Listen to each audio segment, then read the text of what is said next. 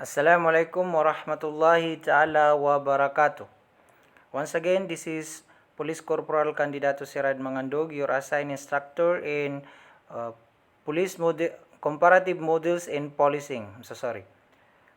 Ngayon, ang tatalakayin natin ulit ay ang the need for innovative policing. Bakit nga ba kailangan natin ng mga pagbabago sa ating implementation sa ating batas dito sa Pilipinas? Theories and practices in law enforcement have been compared in several studies under various circumstances. Kapag sinabi natin theories, ito yung mga policies o kaya batas na nakasaad na sa ating batas. Halimbawa na lamang nito is ditong comparative police system. Ito ay theories lamang. Kapag ang practices, ito yung nakasanayan or ito yung application na nasa libro. In law enforcement have been compared. Ito ay pinag-aralan na sa maraming pag-aaral. Ang goal nito is para matiyak natin kung ang ating batas at ang ating mga teorya na nakapaloob sa ating batas o kaya sa ating mga libro ay kinakailangan ng mga masusing pagbabago. Halimbawa na lamang nito is for example, crime against terrorism, terrorism. Okay. Ang terrorism, since ang terrorism ay walang pinipiling lugar, pinipiling pangkat, pinipiling nationality o kung ano pa man dyan, ito ay globe na ang kanilang tinitirada. Halimbawa na lamang is Iraq, halimbawa ang Malaysia, for example. Ang nangyari sa Marawi noong 2017, May 23, 2017, kung saan maraming involved na foreign individual na kung saan is link sa terrorism, halimbawa na lamang ng ISIS. So, kailangan nating pag-aralan kung anong mga batas sa nakasaad sa international law na pwede nating ipataw doon sa mga kriminal na yon, doon sa mga terrorist na yon, para hindi tayo maka-violate ng human rights. Mayroon tayong dalawa dyan na safari at saka collaborative. Ang safari, always remember, ang researcher ay pumupunta sa ibang lugar, ibang country para pag-aralan ang kanilang batas upang malaman kung ano yung batas sa Pilipinas na pwedeng i-apply sa Malaysia. Halimbawa na lamang nun. Ang collaborative naman, ito yung method na ang researcher o ang mananaliksik mag-aaral ay nakikipag-usap, nakikipag-communicate sa ibang foreign researcher naman. Halimbawa, ako kung halimbawa, pinag-aralan ko ang batas ng Malaysia, is makikipag-usap ako doon sa researcher nila. Okay. Globalization is the system of interaction among the countries. Na pag-aralan natin ito yung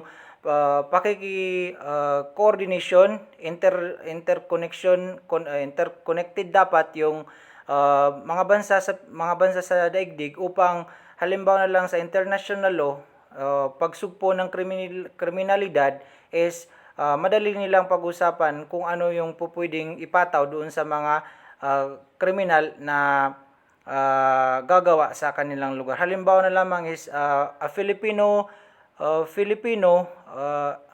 tapos nagtatrabaho sa Malaysia, ngayon nakapatay siya doon, ano yung batas na pupwedeng i-apply sa kanya while nasa Malaysia siya?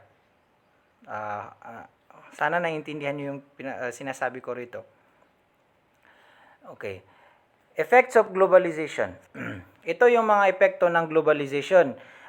Mayroon tayong sinasabing advantages at saka disadvantage nito. Sa effects of globalization, if you visit several countries, you can easily feel the effect globalization has on our daily lives. The following are some of the most significant effects of globalization. Halimbawa na lamang dito sa Marawi City, ang industry.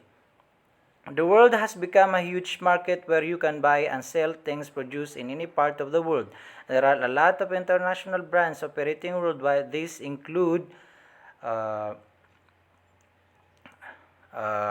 maraming industries na nag-ooperate na sa ibang lugar. Ito rin ang isang epekto ng globalization. Halimbawa na lamang dito is ang market ng Coca-Cola, Coke.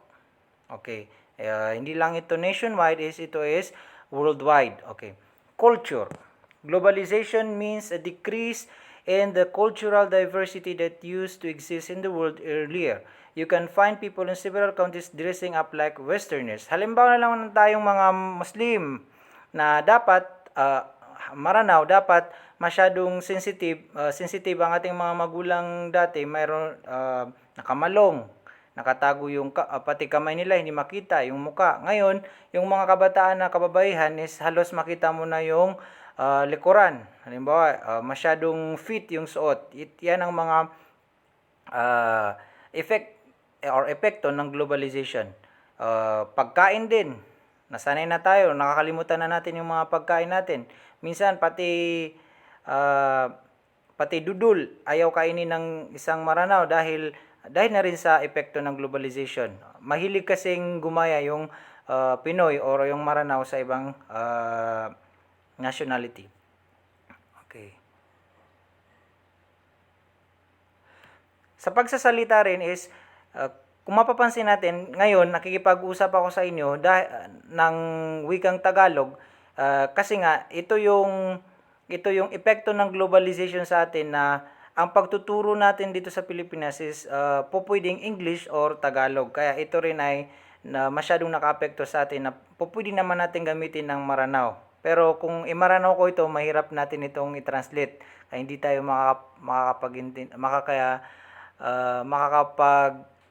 hindi natin maintindihan yung sasabihin ko. Ito na nga, oh. Okay. Legislation. There has been an increase in the establishment of international courts of justice where someone accused could be dealt with in any part of the world. Interpol is another example of international law enforcement agency. Yung pinakahalimbawa na lamang nito ang International Police, kung saan ang isang nasasakdal ay dadalhin sa Interpol para siya ay litisin. Okay. Sa language, with increased globalization, people tend to forget their mother tongue and use English instead, as there is an idea that it makes them superior in some way. This might also help them in jobs searches. Sa panahon ngayon, kung hindi ka marunong magsalita ng English, hindi ka fluent magsalita ng English, is mahirap kang matanggap. Kahit saang lugar ngayon sa Pilipinas, kailangan literate ka magsalita kahit na kukunti lang o kaya may nalalaman ka sa English para if in case halimbawa magtrabaho ka sa isang fast food chain, halimbawa Jollibee, maintindihan mo yung different tribe or different nationality na pupunta sa inyong tindahan o fast food chain. Okay. Information. With the wide use of internet and other kinds of information technology, it has become much easier and faster to share information worldwide. Live TV channels are another good example of quick information sharing. Epekto rin ito ng globalization kung saan malaki ang advantage nito doon sa mga mag-aaral dahil madali lamang nilang hanapin sa internet, through internet, Messenger, Viber, kahit saan man yan, YouTube, yung kanilang mga hinahanap na information. Okay, finance. Globalization has made it easier to raise finance through individuals and firms outside the country. The International Monetary Fund is a good example of an international institute which lends money to countries in need for finance. Ang halimbawa nito ay ang World Bank. Ngayon, lahat ng bansa sa Earth, sa mundo ay may utang na sa World Bank dahil sa world pandemic na kinakaharap natin ngayon, COVID-19 pandemic. Politics. Powerful countries and individuals nowadays have political control over the whole world, not only their country. The United States is an example of a country that influences the whole of the world politics. Yan, ang pinakamayamang bansa sa mundo ay isa na diyan ang United States kung saan marami siyang na-conquer, marami siyang hawak. Kung sa term natin is kakaptan yan sa league ang mga country. Kaya nga kung mapapansin niyo si President Duterte, parang nakikialyansa siya sa China dahil na rin siguro sa power na meron ang China ngayon. Kasi sabi nila magkakaroon lamang ng World War III kung ang China ang mag-initiate nito. It is believed that globalization is a positive development generating more trade and hence welfare of the whole world. Nevertheless, it also has some significant disadvantages which should not be forgotten. Yung nabanggit natin kanina, yun yung mga advantages na mayroon sa globalization. Halimbawa na lamang nito sa culture, sa pagsasalita, natuto tayo magsalita ng ibang lengguwahe, na natuto rin tayo manamit. Okay, manamit at marami pang iba. Ito naman sa baba, ito yung mga disadvantages.